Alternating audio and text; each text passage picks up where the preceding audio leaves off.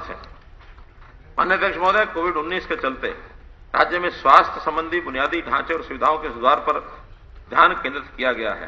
हालांकि सरकार वर्ष कोविड-19 के नए वेरिएंट के कारण से आई चुनौतियों का सामना करने में सक्षम रही। ऐसे माहौल में गुणवत्तापरक स्वास्थ्य सेवाएं प्रदान करने और स्वास्थ्य सेवाओं को वहन करने की आवश्यकता को तीव्रता से महसूस किया गया। सरकारी अस्पतालों में स्वास्थ्य सेवाओं की गुणवत्ता में सुधार के लिए मेरा प्रस्ताव है कि राज्य के सभी जिला अस्पतालों को स्वास्थ्य सेवाओं के राष्ट्रीय मानकों यानी राष्ट्रीय गुणवत्ता आश्वासन NQAS को हासिल करने के लिए अपग्रेड किया जाएगा। अगले 3 वर्ष में चरणबद्ध तरीके से CHCs और PHCs को भारतीय जन स्वास्थ्य मानकों के अनुसार अपग्रेड किया जाएगा। प्राथमिक स्वास्थ्य केंद्रों को वेलनेस सेंटर्स के रूप में विकसित किया जाएगा, जिसमें आयुष सुविधाएं और पोषण व भोजन से संबंधित मार्गदर्शन सहित स्वास्थ्य और वेलनेस से जुड़ी सभी गतिविधियां एक ही छत के नीचे उपलब्ध होंगी। मैं नजदीकी जिला अस्पताल से न्यूनतम 40 किलोमीटर की दूरी पर स्थित सभी उपमंडल स्तरीय अस्पतालों को भी समुचित ऑक्सीजन की आपूर्ति के प्रावधान के साथ कम से कम 100 बिस्तर के अस्पताल के रूप में अपग्रेड करने का प्रस्ताव करता हूं। आय मानदंड के आधार पर सह भुगतान और अपने पास से खर्च को कम करने के लिए सरकार ने ऐसे परिवारों जिनकी वार्षिक आय 1,80,000 रुपए से कम है, मैं ये 1,80,000 रुपए क्योंकि बार बार आएगा, इसका एक थोड़ी विषय आपके सामने बताना चाहता हूं कि अभी तक जो डाटा हमारे पास उपलब्ध है उसमें 1,80,000 की इनकम के जो लोग चिन्हित, जो लोग जिनका इनकम वेरीफाई हो चुकी है, उसमें 29.62% अनुसूचित जाति के लोग आए हैं, जो कि संख्या 20% के लगभग है, यानी उनकी जनसंख्या, और इसमें 29.62 आए हैं। BCA 20.93, BCB 14.78, दोनों मिलाकर 35.71, जिनकी आबादी लगभग 27% है। तो इस प्रकार से अनुसूचित जाति और बैकवर्ड क्लास A और B की संख्या लगभग 8-9% अपने जो उनका आबादी का आंकड़ा है उससे ज्यादा ये आ रहे हैं 180 में। तो इसलिए हमने इन सब को एक प्रकार से गरीबी रेखा के नीचे लाने के लिए और ये पैरामीटर 1,80,000 रखा है। इसमें से ये वे परिवार निःशुल्क स्वास्थ्य सुविधाओं का लाभ प्राप्त कर सकेंगे, चाहे वे आयुष्मान भारत योजना के पात्रता दायरे में आते हैं या नहीं।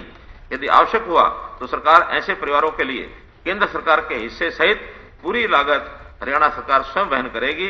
इसे क्रियान्वयन व राष्ट्रीय स्वास्थ्य प्राधिकरण द्वारा अनुरक्षित केंद्रीय पोर्टल से इनके समेकन में संबंधित तौर तरीके पर शीघ्र ही तैयार किया जाएगा। अर्थात अब आयुष्मान भारत की योजना 180 तक के सभी परिवारों को मिलेगी, चाहे वो पहले SCC डाटा में आते हैं या नहीं आते हैं। दिव्यांगों को स्वास्थ्य सेवा तक पहुंच और स्वास्थ्य देखभाल खर्च को पूरा करने में सरकार सहायता की आवश्यकता है। मैं प्रस्ताव करता हूं कि 70% या इससे अधिक की विकलांगता वाले सभी दिव्यांगों जिनकी वार्षिक पारिवारिक आय 3 लाख रुपया इससे कम है को आयुष्मान भारत के माध्यम से पूर्ण चिकित्सा सुविधा प्रदान की जाएगी। राज्य सरकार ऐसे मामलों में अपने संसाधनों से खर्च वहन करेगी जहां आयुष्मान भारत के सामान्य दिशा निर्देशों में चिकित्सा सहायता प्रदान करने का प्रावधान नहीं है। हाल ही में मरीजों की संख्या में पर्याप्त वृद्धि और चिकित्सा उपचार के लिए आयुष्मान भारत के प्रति बढ़ते आश्रय के कारण से आयुष्मान भारत के लाभार्थी रोगियों को प्रदान किए गए उपचार हेतु अस्पतालों को भुगतान के दावों की प्रतिपूर्ति में देरी के कुछ मामले सामने आए हैं।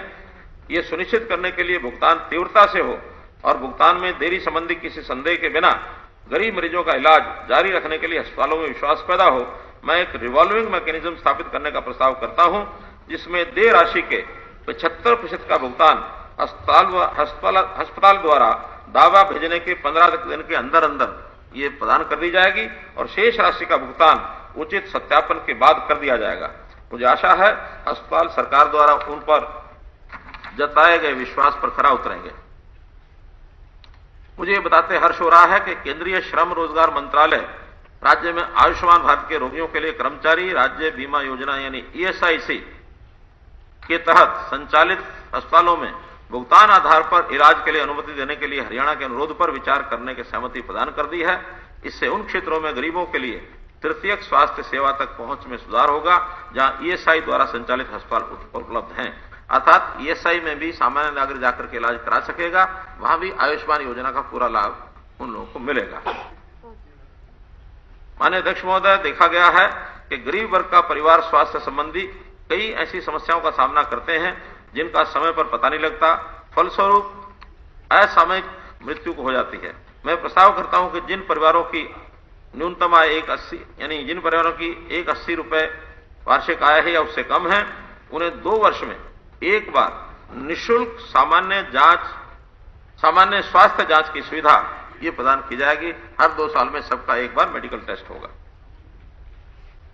सरकारी स्वास्थ्य विशेषज्ञ डॉक्टरों की कमी एक दीर्घकालिक समस्या है। राज्य सरकार विशेषज्ञ डॉक्टरों को आकर्षित करने में सक्षम हो, इसके लिए मैं डॉक्टरों का एक विशेषज्ञ काडर बनाने का प्रस्ताव करता हूं। ऐसे डॉक्टर केवल क्लिनिकल ड्यूटी करेंगे। विशेषज्ञ डॉक्टर में डॉक्टर की सेवा के नियम शर्तों अन्य डॉक्टरों से अलग होंगी।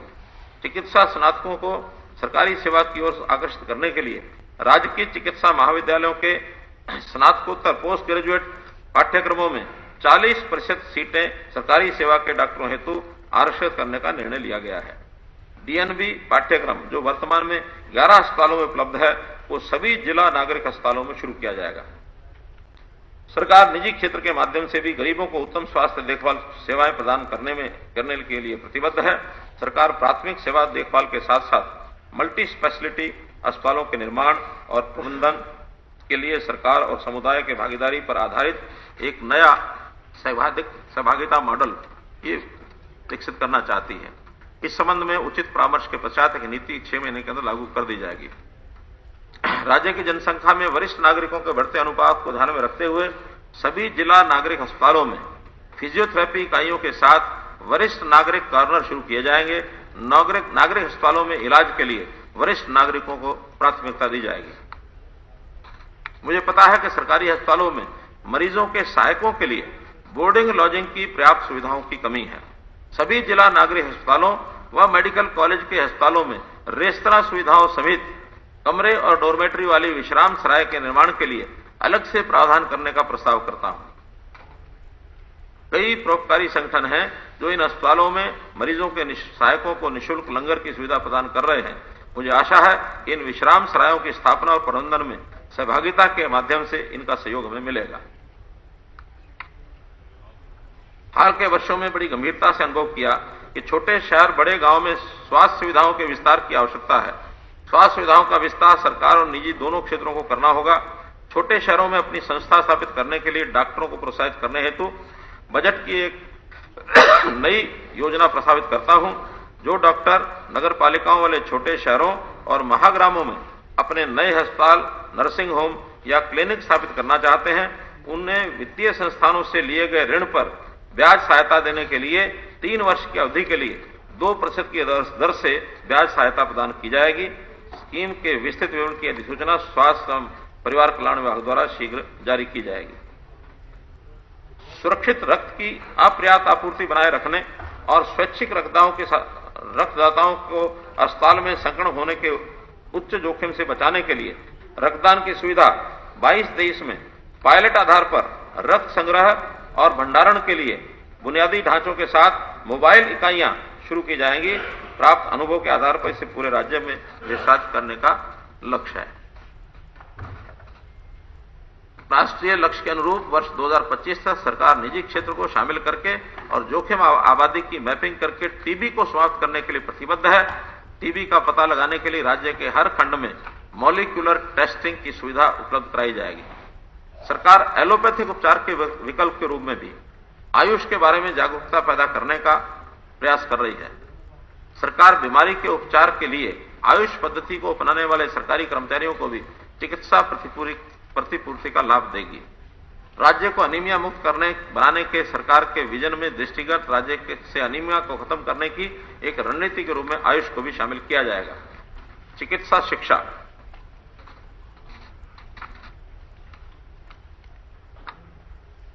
पंडित भगवदयाल शर्मा स्नातकोत्तर आयुर्विज्ञान संस्थान पीजीआईएमएस रोहतक राज्य में आयुर्विज्ञान का प्रतिष्ठित संस्थान है। मुझे घोषणा करते हुए खुशी हो रही है कि पीजीआईएमएस ने अपने अस्पताल में अंग प्रत्यारोपण की सुविधा शुरू करने की चुनौती स्वीकार की है मुझे आशा है कि वर्ष 22-23 में PGIMS रोहतक में किडनी ट्रांसप्लांटेशन की सुविधा ये चालू हो जाएगी। सरकार महेंद्रगढ़, भिवानी, जींद, गुरुग्राम जिलों में नए मेडिकल कॉलेज और शहीद हसन खां मेवाती राजकीय मेडिकल कॉलेज नू में एक डेंटल कॉलेज की स्थापना करने जा रही है। इन कॉलेजों के निर्माण पर लगभग 2600 करोड़ रुपए खर्च होने की संभावना है। 22-23 में फरीदाबाद जिले में अटल बिहारी वाजपेयी राजकीय संस्थान राजकीय मेडिकल कॉलेज की भी पूरी तरह से संचालित होने की संभावना है। सरकार ने कैथल, सिरसा, यमुना जिलों में नए मेडिकल खोलने की भी मंजूरी दी है, जिसके DPR तैयार की जा रही है। मरीजों की अधिकता होने के कारण से कल्पना चावला राजकीय मेडिकल कॉलेज करनाल की क्षमता का विस्तार किया जा रहा है। लगभग 5 वर्ष पूर्व हमने एक टारगेट तय किया था कि स्वास्थ्य क्षेत्र में मानव संसाधनों की जरूरतों को पूरा करने के लिए हर जिले में एक मेडिकल कॉलेज खोला जाएगा। मुझे बड़ी खुशी है कि राज्य की जनता ने इस लक्ष्य की पूर्ति दिशा में काम करने के लिए सरकार को सक्षम बनाने की शक्ति का आशीर्वाद मुझे दिया है। इस बजट में संख्या उपलब्ध होने के बाद वर्ष 22-23 में कार्य योजना तैयार कर ली जाएगी और सभी को मकान उपलब्ध कराए जाएंगे। 383 करोड़ रुपए आवंटित करने का प्रस्ताव करता हूं, जो चालू वित्त वर्ष संशोधन अनुमान से 104% अधिक है। खाद्य आपूर्ति, नागरिक आपूर्ति, पात्र परिवारों को आवश्यक वस्तुओं का वितरण प्रत्येक उचित मूल्य की दुकान पर स्थापित EPOS उपकरणों के माध्यम से किया जा रहा है। सरकार ने डाटाबेस के माध्यम से सार्वजनिक वितरण प्रणाली को लागू करने का निर्णय लिया है। एकीकरण प्रक्रिया पूरी कर ली गई है। परिणाम स्वरूप निर्दिष्ट श्रेणी के पात्र लाभार्थियों को राशन कार्ड स्वतः और सक्रिय रूप से उपलब्ध होंगे। PPE के माध्यम से ऐसे लगभग 4 लाख परिवारों की पहचान की गई है जो पात्र हैं, परंतु उनके पास BPL या OPH कार्ड अभी नहीं है। ऐसे परिवारों को PDS के तहत पात्र लाभार्थियों की सूची में शामिल करने के लिए उनसे संपर्क करेगी। गरीबी रेखा से नीचे जीवन यापन करने वाले BPL परिवारों के लोगों को अपना अधिकार पाने के लिए वर्षों अब इंतजार नहीं करना पड़ेगा। ऑटोमेटिकली उनको अब BPL के आधार के ऊपर राशन मिलेगा।